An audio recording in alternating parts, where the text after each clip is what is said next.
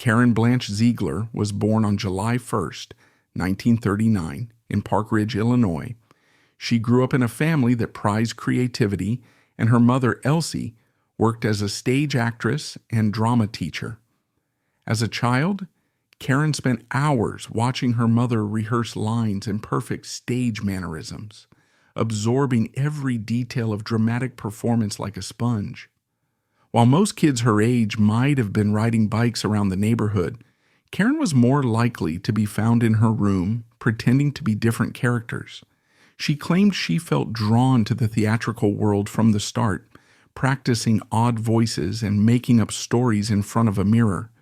Still, she wasn't the loud, outgoing sort. She was bright, some might say a bit intense, and her quiet determination suggested that once she set her mind to something, she wouldn't stop until she got there. When she was about 14, Karen changed her last name to Black, borrowing from a branch of her family tree. She wanted something punchier, more memorable. Even then, she carried a sense of destiny, a belief that she was meant for bigger things than her Chicago suburbs could offer. After high school, she briefly attended Northwestern University studying drama, but the lure of New York City's theater scene pulled her east.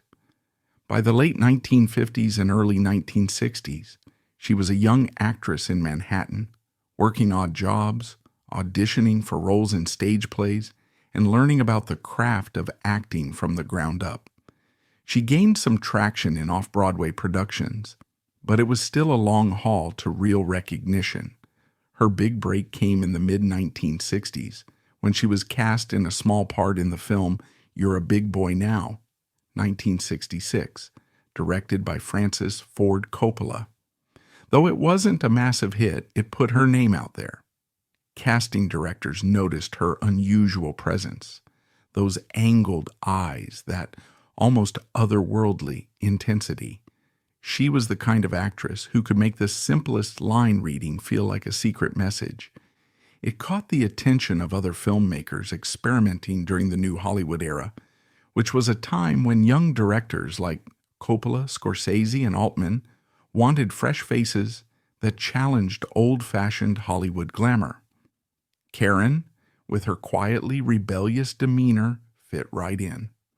The turning point arrived in 1969 when she got a small but memorable role in Easy Rider, opposite Peter Fonda and Dennis Hopper. The film, with its gritty road trip style, redefined American cinema's idea of what could be popular. Karen's role wasn't huge, but she shone brightly in her scenes, exuding an aura of someone unafraid to explore life on the fringes. Her next major milestone arrived the following year with Five Easy Pieces, 1970, directed by Bob Rafelson and starring Jack Nicholson. She played Rayette de Pesto, a naive yet emotionally charged waitress who gets tangled up in Nicholson's complex world. Critics raved about her performance, highlighting the gentle heartbreak she brought to the screen. She managed to be both tragic and strangely resilient, a combination that felt very real and very new. She earned an Academy Award nomination for Best Supporting Actress and won a Golden Globe for that role, suddenly becoming a name people talked about in the same breath as Nicholson and Fonda, figureheads of a generation pushing back against Hollywood norms.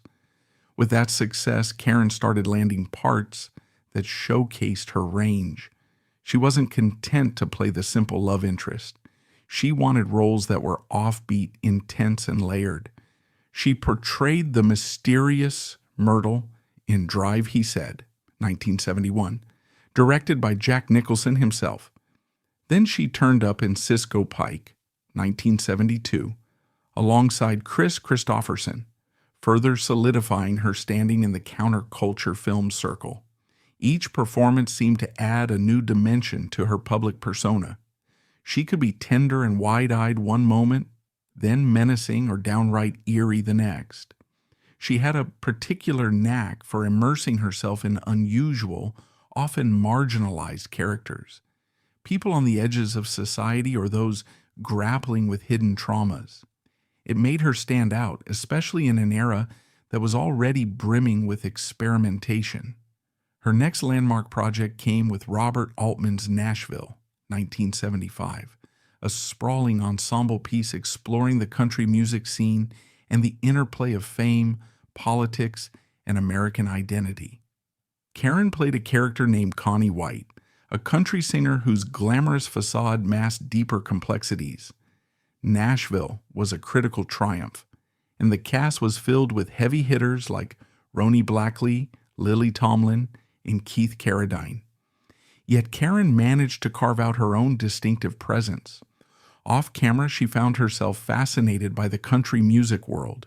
She began penning her own country rock songs, a side passion that would later lead her to record and perform music. Once again, we see this pattern. Karen stepping outside the usual lines, exploring new mediums, and forging paths that didn't fit the typical starlet trajectory. Around that same period, she took on a role in The Great Gatsby, 1974, directed by Jack Clayton and starring Robert Redford and Mia Farrow. Karen played Myrtle Wilson, a tragic figure in F. Scott Fitzgerald's classic. It was a period piece that required poise and elegance, yet Karen brought to it the rawness that had become her trademark. She received another Golden Globe for this performance, further boosting her reputation. Hollywood, for its part, seemed unsure where to place her. Was she a leading lady, a character actress, a cult figure?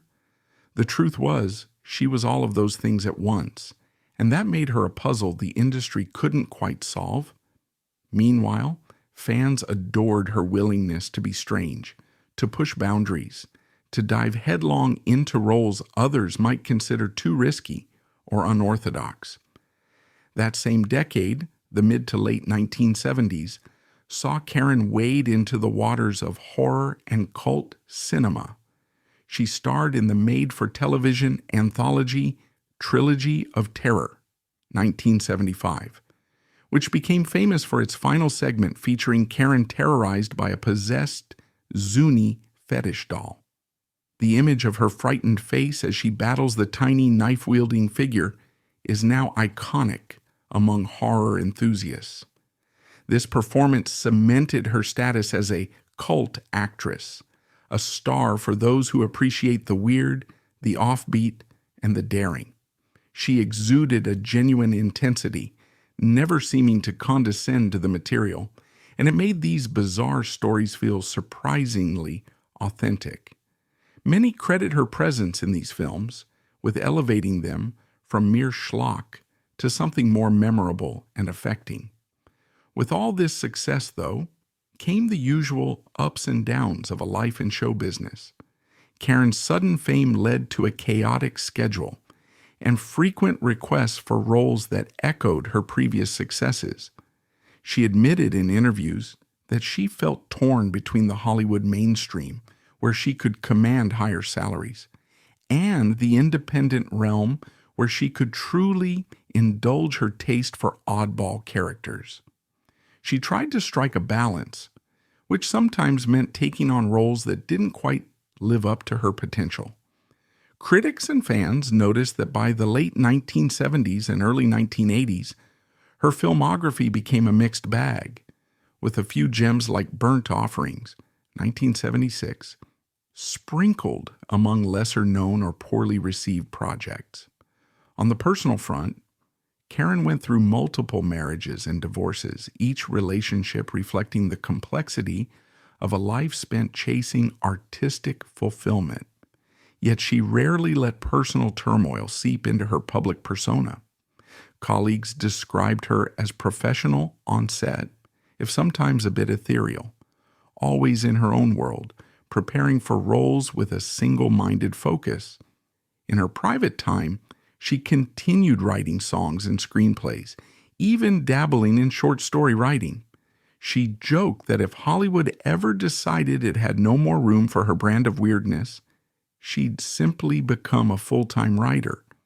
That never quite happened, but the impulse remained close to her heart. By the mid-1980s, the new Hollywood wave had given way to the blockbuster era. Giant films with massive budgets and broad appeal. This shift made it harder for unconventional actors like Karen to find meaty, off-the-wall parts in big studio pictures. She began gravitating towards smaller projects, indie films, and yes, some B-grade horror flicks that allowed her to experiment with dark or surreal material. While critics weren't always kind about these roles, a loyal cult fan base adored them. Many fans discovered Karen's older work thanks to late-night TV showings or later VHS rentals, finding themselves captivated by her fearless performances. She might not have been on every magazine cover, but in the underground scene she was practically royalty. During this period, Karen also started dabbling more seriously in music. Inspired by her experiences on Nashville and her own background, she'd grown up listening to country and folk. She co-wrote songs with her then-husband and performed in local clubs whenever she could. Sometimes she'd appear at smaller events, strumming a guitar or showcasing original tunes that blended country, rock, and a bit of quirky theatrical flair. This deepened her mystique. She wasn't just an actress who sang a little on the side. She was genuinely committed to exploring another form of creative expression. Throughout the 1990s, Karen worked steadily, though not always in the spotlight. She took character roles in independent films like Dogtown, 1997, and cameo spots in TV series. Occasionally, she'd pop up in an unexpected place, perhaps a cameo in a student film or a late-night talk show appearance, reminding audiences that she was still very much around. She also wrote several screenplays, some of which were produced on a smaller scale. Critics who kept track of her noted that while the mainstream had largely moved on, she remained a dedicated artist, always pursuing roles that allowed her to tap into that eerie, otherworldly quality she was known for. Another notable chapter arrived in the early 2000s when Rob Zombie cast her in his cult horror film House of 1,000 Corpses, 2003. She played the deranged Mother Firefly, a matriarch in a sadistic family that terrorizes unsuspecting travelers. The film was controversial and certainly not for everyone, but Karen's performance garnered praise from horror buffs, who appreciated the way she poured herself into the role without restraint or apology. By this point, she was well into her 60s, still pushing boundaries, still defying expectations. Younger audiences who might never have seen Five Easy Pieces or Nashville suddenly discovered her in this shock horror environment, and many fell in love with her brand of strange, fearless acting. As she moved into her late 60s, Karen continued to act, write, and make music, but she also faced significant challenges with her health. Around 2010, she was diagnosed with ampullary cancer, a rare form of the disease that affects the ducts between the pancreas and the small intestine. True to her nature, she approached it with courage, sharing updates with fans via social media and acknowledging the outpouring of support. She tried various treatments, maintaining hope even when faced with immense physical and emotional pain. Meanwhile, her husband Stephen Eckleberry stood by her side, collaborating on music and personal film projects, documenting some of her struggles in an effort to raise awareness and funds for her treatment. In her final years, Karen reflected on her life in interviews, speaking candidly about her career and personal philosophy. She seemed grateful for having been part of that revolutionary era in American cinema, proud of the wild, unconventional roles she'd played, and happy that she never compromised her essential weirdness. "I think weird is good," she once said in an interview, laughing in that signature breathy tone.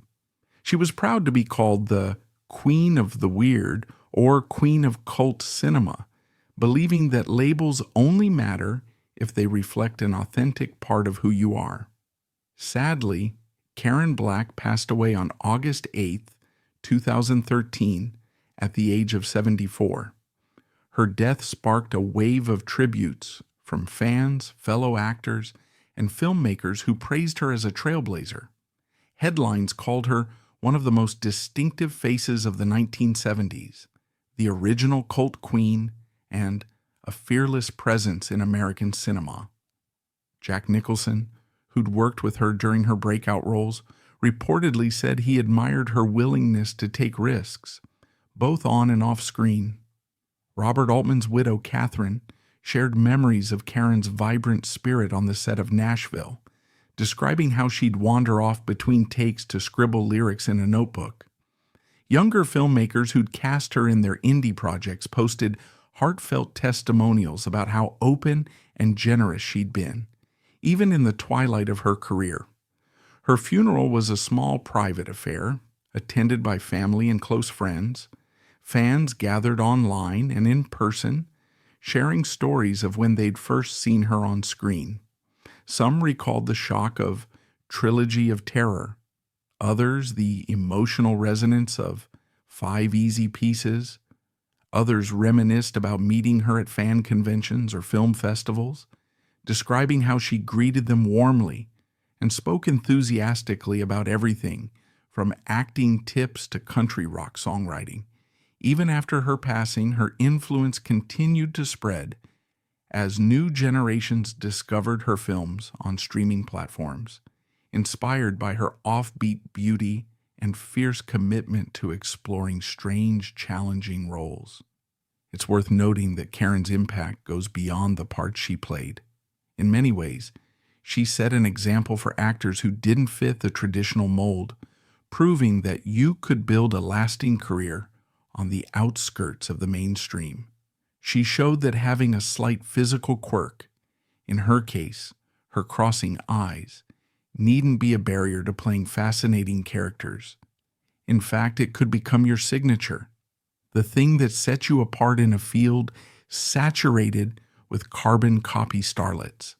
She was also a pioneer for women who wanted to do more than just perform. She wrote screenplays, composed songs, and never stopped imagining new ways to share her creativity. That do-it-yourself, boundary-pushing spirit helped pave the way for more women to wield creative control in an industry that often tried to box them in. Younger artists sometimes cite Karen as an influence without even fully realizing it. Maybe they've studied the style of modern independent film, which Karen Black helped shape through her work with maverick directors. They watch older movies and find themselves captivated by her unpredictability, her refusal to settle into a type.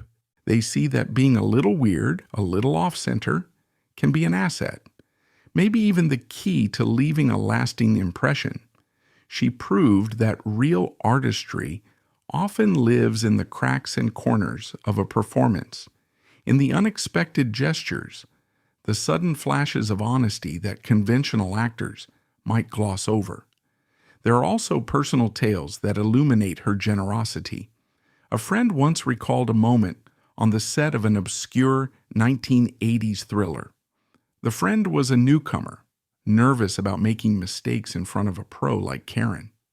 She noticed this anxiety and took him aside, giving gentle advice on how to approach the scene.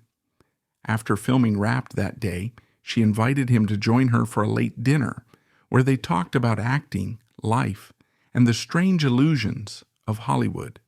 He remembered her as someone who carried her star power lightly, focusing more on creating real connections than on maintaining a glamorous facade. One especially touching anecdote involves her music. In the early 1990s, she was performing at a small venue in Los Angeles. A young songwriter approached her after the show explaining how Nashville had inspired him to pursue country music. Karen not only listened to his story, but invited him to sing a duet with her on the spot. No rehearsal, no big introduction. The audience looked on, surprised and delighted. That spontaneous moment showcased the essence of who Karen was. Spontaneous, open-hearted, and unafraid to share the stage with an unknown talent. When we look back on Karen Black, it's hard not to be struck by the many layers of her life. The drama student from Illinois who ventured to New York, the breakout star of 5 Easy Pieces, the cult horror icon of Trilogy of Terror, the country rock singer strumming away in local clubs, the dedicated screenwriter crafting characters as strange and wonderful as she was. Hers was a life lived on the margins and in the spotlight at the same time, a paradox that might seem confusing until you remember that this was Karen Black, the woman who thrived on contradictions and never tried to make herself tidy for the convenience of others. She wasn't your typical Hollywood legend, and that's precisely why she became legendary. Her legacy lives on in countless ways. Modern horror films often pay homage to her memorable performances, referencing the frantic energy she brought to stories that might otherwise feel campy. Alternative film festivals regularly host screenings of her lesser-known works, drawing new fans who marvel at her fearless approach to character. Even mainstream celebrations, like retrospectives on the new Hollywood era, can't ignore her contributions. She was a part of that wave, standing side by side with Nicholson, Fonda, and others who helped redefine what American cinema could be. While she might not have the same household recognition as some of her contemporaries, those who appreciate daring, unusual performances consider her an essential figure of 1970s filmmaking. The question many ask now is, how should we remember Karen Black? Some choose to recall her tender, heartbreaking portrayal in 5 Easy Pieces, her eyes filled with longing for a love she can't quite grasp. Others focus on the surreal terror of Trilogy of Terror, where her terrified screams felt all too believable. Still others might recall her cameo in the 21st century shocker, House of 1,000 Corpses, stunned that, even in her mid-60s, she could embrace a role so twisted and wild. Perhaps the truest way to honor her is to acknowledge that all these facets coexisted in one extraordinary person. She was the naive waitress, the scorned mistress, the country singer, the horror queen, the big screen icon, and the cult favorite, all rolled into one. Friends and colleagues often highlight the warmth she brought to everyday interactions. While her performances might have radiated mystery, she herself was reportedly down-to-earth and empathetic, someone who understood the struggles of forging a unique career path in a conformist industry. Fan communities, especially older Western audiences who grew up with her films in the 1970s, reminisce on forum boards about how her roles awakened a love for unconventional cinema. They talk about sneaking into late-night showings of her movies or catching them on cable when they couldn't sleep, feeling both scared and strangely comforted by her presence. She gave them permission to embrace the odd, to be unafraid of the unusual. That's the essence of Karen Black. She showed us that there is beauty in imperfection, magic in the bizarre, and a profound sense of freedom in refusing to be pinned down by any single category.